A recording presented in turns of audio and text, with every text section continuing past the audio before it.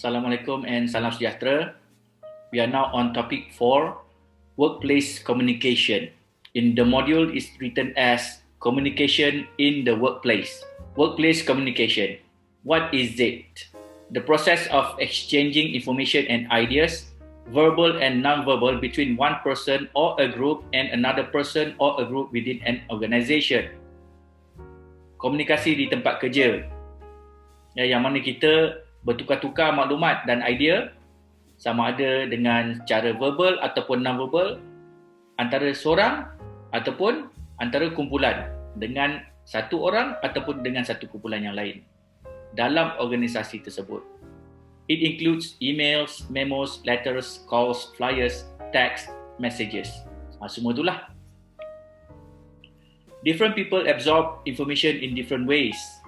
Use simple, clear and precise words to make sure that the information conveyed is understood by all. Orang yang lain menerima maklumat dengan cara yang lain. Jadi kita mesti gunakan perkataan-perkataan yang simple, yang mudah, jelas dan tepat. A two-way communication is the best way for communicating. Komunikasi dua hala. Make sure you ask for feedback from your listener to clarify any doubts. Kita tanya kepada orang yang mendengar. Orang yang mendengar tu, okey, faham tak? Ada apa-apa masalah tak? Ada apa-apa benda yang tak pasti ke tidak? Why is communication so important in the workplace? Kenapa komunikasi di tempat kerja ni sangat penting? It avoids confusion. Confusion tu apa? Kekeliruan. Confusion could happen if the message received is not clear. For example, if the manager in the company did not properly explain the sales target, the workers might get confused by the information. It provides purpose, tujuan. By giving the employees clear instructions about the task to be done, they will be motivated and know what to do. It builds a positive company culture, budaya yang bagus, budaya yang positif dalam syarikat. Communication plays an important role in altering your attitudes. For example, a well-informed individual will have better attitude than a less informed individual. Jadi orang ni kalau dia dapat maklumat yang lengkap, dia akan jadi individu yang lebih baik. What are the 4 types of communication in the workplace? Ada 4 jenis komunikasi di tempat kerja. Verbal communication, conversations, interviews, calls, komunikasi verbal. Intrapersonal, conversations with ourselves. Kita bercakap dengan diri sendiri, itu intrapersonal. Interpersonal, one-on-one conversation. Kita bercakap dengan orang satu persatu. Small group, press conferences, team meeting, kumpulan kecil, and public presentation, public speeches. Non-verbal communication, voice tone, facial expressions, postures. Tengok ni. Ni non-verbal, anger, joy, surprise, disgust, sadness, fear. Written communication, letters, memos, reports. Visual communication, photographs, videos and film. Content of the message. Apa isi dalam message tu? The content of the information plays a major role in workplace communication. The detail must be according to the audience's level of understanding. Giving too much detail may get the audience bored, and too little detail would not make them involved. Isi maklumat tu penting. Avoid using jargon while communicating. It is not considered good for effective workplace communication. Keep the information simple, quick and memorable. It will keep your listeners engaged. Providing visuals can support what you are trying to say. Completeness. Lengkap. Never leave your sentences incomplete. Jangan cakap separuh. Ayat tak sempurna. Each message must have a logical point and conclusion. Do not leave your receiver wondering if there is more to come. Make sure you communicate the information you want to share clearly. Clarity, kejelasan. Your message should be clear so that the reader does not scratch his or her head to understand what you mean. Be clear of what format you want to say it in. Be clear about your goal and purpose.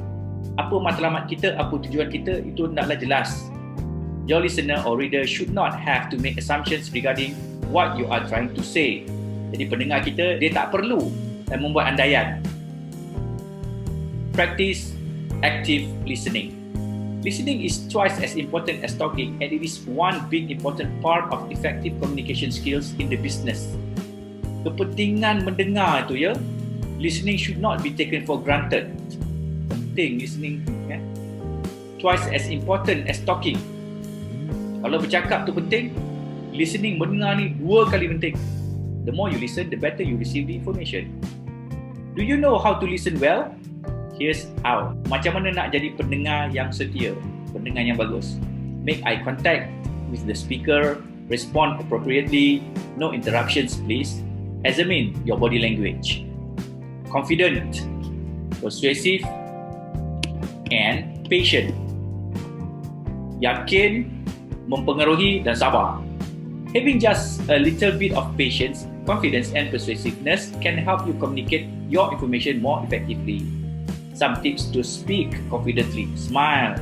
Senyum tu membolehkan awak bercakap dengan yakin. Keep your arms uncrossed. Jangan cakap macam ni, macam speak tak boleh. Terbuka. Maintain an erect posture. Keadaan tubuh badan tu. Maintain eye contact. Keep your devices away. Ini zaman sekarang, cik nak pegang handphone, jangan. Encourage two-way feedback. Galakkan feedback, maklum balas 2 hala. In order to have a smooth work environment, it is important to have two-way communication. In the workplace, feedback is important to generate results. Encouraging two-way feedback is a sign of good communication in the workplace, as this will give your team a chance to share their opinions. Feedback is good to increase team communication and to push your team cooperation. Itu saja. Tapi ingat, ada banyak lagi dalam workbook. Saya dah scan beberapa nota dalam workbook. Kita tengok. Ini muka surat 9. Communication in the workplace. Tengok communication with superiors. Siapa superiors tu? Orang yang berjawatan lebih tinggi daripada kita. As an employee, it is important to know how to appropriately communicate with your supervisor if you encounter a problem in the workplace. Sebagai seorang pekerja, penting macam mana awak nak berkomunikasi dengan orang yang lebih berpangkat daripada awak kalau ada masalah di tempat kerja. So list 3 things that you need to consider ahead of time before talking to your superior to help you effectively communicate your problem and make sure your superior will listen to your concern. Senaraikan 3 benda penting yang patut awak fikirkan sebelum bercakap dengan bos awak, sebelum bercakap dengan orang yang lebih tinggi pangkatnya dengan awak. Saya takkan bagi jawapan. Saya dah jelaskan apa dalam soalan ni, so tolong fikir dan bagi jawapan. Communication with co-workers. Komunikasi dengan rakan sekerja kita. When Jess started her first part-time job, she was full of enthusiasm. Jess, nama orang ni, waktu dia mula-mula buat kerja part-time ni, bersemangat. Enthusiasm ni bersemangat. She had lots of ideas about how things could be improved and often shared them with her co-workers. Selalu dia berkongsi idea. After a few weeks, her manager called her aside and told her to stop telling everyone about her brilliant ideas because her co-workers feel she is just showing off. Tapi lepas beberapa hari, manager dia panggil. Jess, sini kejap. Awak kena berhenti bagi tahu benda-benda ni pada kawan-kawan awak. Benda-benda yang hebat, benda-benda yang bijak ni. Sebab rakan sekerja awak rasa awak ni menunjuk. List 2 things Jess need to consider before sharing her ideas with her colleagues. Senaraikan 2 perkara. Dalam ni 3. Senaraikan 2 perkara apa yang Jess perlu pertimbangkan to consider before sharing her ideas. Sebelum dia berkongsi idea dengan kawan dia, apa yang dia perlu pertimbangkan. Bagi jawapannya. Sekarang saya nak tunjukkan muka surat 10. Kita tengok ni situasi Scenario 1. Mazlan is the manager of a small building company. Mazlan ni manager. He was showing Nazri, his apprentice, how to use one of the new drills. Mazlan wanted to impress the youngster, so he used all the technical terms and told him in as much detail as he could. Nazri listened quietly throughout the explanation. At the end of his explanation, Mazlan asked Nazri to show him what he'd learned by giving the drill a try on a piece of timber. Mazlan was surprised and disappointed when his apprentice did not use the drill properly and damaged the timber. Jadi, Encik Mazlan ni manager. Jadi dia nak impress, nak membuatkan budak muda ni yang bernama Nazri ni kagum dengan dia. Jadi dia pun terangkan dengan technical terms and as much details. Dia terangkan dengan detail dengan menggunakan istilah-istilah. Tapi bila dia suruh Encik Mazlan ni suruh Nazri ni tunjukkan apa dia belajar, drill tu tak betul cara guna. Lepas tu timba tu jahanam pula. Timba ni kayu balak lah kot. Why do you think Nazri damaged the timber? Kenapa anda rasa Nazri ni, mungkin Nazri lah, dia rosakkan timba tu? Kenapa? What should Nazri have done before using the drill? Kalau awak tu Nazri, apa awak patut buat sebelum awak guna drill tu? So, imagine you are Nazri and you decided to talk to Encik Mazlan about the incident with the drill. Apologize to Mazlan. Macam mana kita nak minta maaf pada Encik Mazlan? Dapat? Explain that you did not understand the instructions. Bagi tahu Encik Mazlan dalam bahasa Inggeris, Encik Mazlan, saya tak faham lah arahan Encik Mazlan tadi tu. Arahan Encik Mazlan tu complicated sangat. Terlalu banyak sangat istilah-istilah yang saya tak dapat faham. Ask Encik Mazlan to give you another chance to learn. Ini komunikasi ya. Yang ini komunikasi oral. Yang ini soft skills. Mintalah Encik Mazlan satu lagi peluang untuk belajar. Suggest 2 ways Encik Mazlan can teach you how to use the drill. Kita ni bagi cadangan pula kepada bos kita, macam mana bos nak ajar saya menggunakan drill ni. You got it? Good luck with that. Let's move on to page 11. Scenario 2 at the coffee shop. Chris is a 19-year-old college student working in a cafe. Mr. Lee, her supervisor, and Dana is one of Chris's co-workers. Chris ni budak umur 19 tahun. Dia kan budak DVM tahun 2 lah. Dia kerja dekat kafe kepunyaan Mr. Lee. Mr. Lee ni supervisor lah, bukan Mr. Lee bukan bos, dia supervisor. Dana is one of Chris's co-worker. Chris dengan Dana ni rakan sekerja. Kita tak tahu Dana tu umur berapa lah. Tapi Mr. Lee tu supervisor. Tengok ni, Mr. Lee cakap, Chris, Adam just called in sick, so I need you to work extra hours. I'd like you to stay until 10 tonight. Chris, Adam sakit tolong kerja overtime. Tunggu sampai pukul 10. Chris pun jawab, but Mr. Lee, I have a test tomorrow and I need to get home to study. This is an emergency. If you want to work here, you better obey me. Ni emergency nak kerja sini. Dengar cakap saya.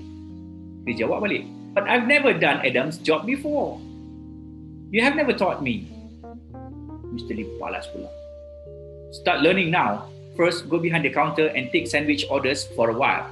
Ask Dana to show you how to make sandwich also. Then go mop the floor and clean the toilet. Where to find the mop? Mr. Lee jawab, do I have to teach you that also? Nak cari penyapu pun nak kena tanya. Later, Chris gets the mop and goes to the supply closet and saw Dana. Hey Dana, you have to help me at the sandwich counter. Who says? Dana jawab, the boss said so. He gave me a lot of work and you are free. Dana jawab, I got to clean the storeroom. Dia kena bersihkan bilik store tu. Soalan dalam muka surat 12. Discuss what are the communication problems or barriers in the scenario above. Apa masalah? Apa halangan dalam senario tadi tu? Senario dekat kafe tu. How and when should Chris approach the supervisor about these problems? Masa bila Chris kena jumpa supervisor dia? Mr. Lee. What are the different ways the supervisor might respond? Apakah cara-cara lain yang Mr. Lee patut beri maklum balas, respon? Why didn't Dana offer her help? Kenapa Dana tak tolong? Identify the sentences that does not show effective communication skills. Kenal pasti ayat yang menunjukkan sistem komunikasi yang tidak berkesan. Nombor 2, correct the sentences and come up with a different dialogue. Betulkan ayat tu dan awak tulis dialog lain. So Mr. Lee cakap, Chris, Adam just called in sick, so I need you to work extra hours. I'd like you to stay until 10 tonight. So apa yang Chris patut jawab kepada Mr. Lee tu? Apakah skill komunikasi yang sepatutnya Chris gunakan bila dia nak menjawab Mr. Lee? Lepas tu Mr. Lee nak kena jawab macam mana pula? Lepas tu Chris akan cakap sesuatu dan Mr. Lee kena jawab. Lepas tu Chris cakap sesuatu, Mr. Lee kena jawab juga. Tugas awak, identify the sentences that does not show effective communication skills. Tengok dialog awal, dialog asal tu, tengok awak gariskanlah, highlight ke apa ke kan, yang menunjukkan communication skills tu tidak efektif dalam ayat asal. Lepas tu gunakan ayat awak sendiri supaya semua benda dalam kafe ni berlaku secara positif. Yang mana saya rasa Chris ni memang kena kerja overtime. Dia tak boleh nak elak sebab Adam tu sakit. Jadi Chris ni kena tunggu sampai 10 malam aja pun, bukan tunggu sampai 2 pagi. Mr. Lee kena cakap elok, Chris kena cakap elok. Lepas tu Chris gets the mop and goes to the supply closet and saw Dana. Chris pun kena cakap baik-baik dengan Dana, Dana pun kena reply dengan cara yang elok. Itulah dia kan. Put in the skills that you've learned. Gunakan skill-skill yang awak telah belajar sebelum ini dan lengkapkan muka surat 12. So itu saja yang saya nak beritahu. Saya harap awak bersedia. Kita ada PB yang kedua yang kita akan bincang lain. Tapi saya doakan semoga awak selamat dan berjaya lah buat siapkan kerja-kerja yang telah kita bincangkan dan kerja-kerja yang saya berikan. So jaga kesihatan, elok-elok. Okay, goodbye. Assalamualaikum.